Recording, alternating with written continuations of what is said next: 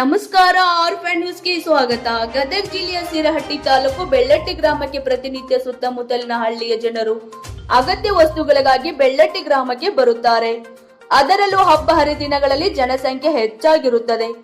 ಆದರೆ ಇಂತಹ ಮಾರುಕಟ್ಟೆ ಮಧ್ಯಭಾಗದಲ್ಲಿರುವ ಬಸ್ ನಿಲ್ದಾಣದಲ್ಲಿ ಶೌಚಾಲಯದ ಚರಂಡಿ ಪೈಪ್ಲೈನ್ ಒಡೆದು ಮುಖ್ಯ ದ್ವಾರದಲ್ಲಿ ಗಲೀಜು ಹೊರಗಡೆ ಬಂದು ಅದು ಮಾರುಕಟ್ಟೆ ಮುಖ್ಯ ರಸ್ತೆಯಲ್ಲಿ ಹರಿದು ಬಂದು ಅಕ್ಕಪಕ್ಕದಲ್ಲಿರುವ ಅಂಗಡಿಗಳಿಗೆ ಮತ್ತು ಸಾರ್ವಜನಿಕರ ಗಬ್ಬು ವಾಸನೆ ಬರುವುದರಿಂದ ಮೂಗು ಮುಚ್ಚಿಕೊಂಡು ಓಡಾಡುವ ಪರಿಸ್ಥಿತಿ ಬಂದಿದೆ.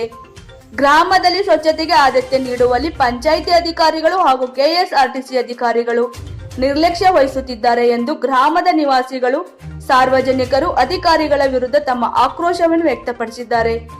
ಕಳೆದ 15 ದಿನಗಳಿಂದ ಸ್ವಚ್ಛತೆ ಮಾಡಿ ಇಲ್ಲಿ ಸಾರ್ವಜನಿಕರು ದಿನನಿತ್ಯ ಓಡಾಡುವ ರಸ್ತೆ ಇರುವುದರಿಂದ ಬೇಗ ಸ್ವಚ್ಛತೆಗೆ ಕೈಗೊಳ್ಳಲಿ ಎಂದು ಇಲ್ಲಿನ ಜನರು ಆಕ್ರೋಶವಾಗಿದೆ. ಇದು ಬರೀ ಒಂದು ವಾರ್ಡಿನ ಸಮಸ್ಯೆ ಮಾತ್ರವಲ್ಲ, ಎಲ್ಲ ವಾರ್ಡುಗಳಲ್ಲೂ ಸಹ ಇದೇ ಸಮಸ್ಯೆ ಆಗಿದೆ. ಇದು ಇದೇ ರೀತಿ ಮುಂದುವರೆದರೆ ಗ್ರಾಮ ಪಂಚಾಯಿತಿ ಮುಂದೆ ಮತ್ತು ಬಸ್ ನಿಲ್ದಾಣದ ಮುಂದೆ ಉಗ್ರ ಪ್ರತಿಭಟನೆ ಕೈಗೊಳ್ಳಬೇಕಾಗುತ್ತದೆ ಎಂದು ನಿವಾಸಿಗಳು ತಮ್ಮ ಆಕ್ರೋಶವನ್ನು ವ್ಯಕ್ತಪಡಿಸಿದ್ದಾರೆ. ವರದಿಗಾರರು ದುರ್ಗೇಶ್ ಎಂ ಬೈರನವರ್, ಆರ್ಫೈ ನ್ಯೂಸ್, ಗದಗ.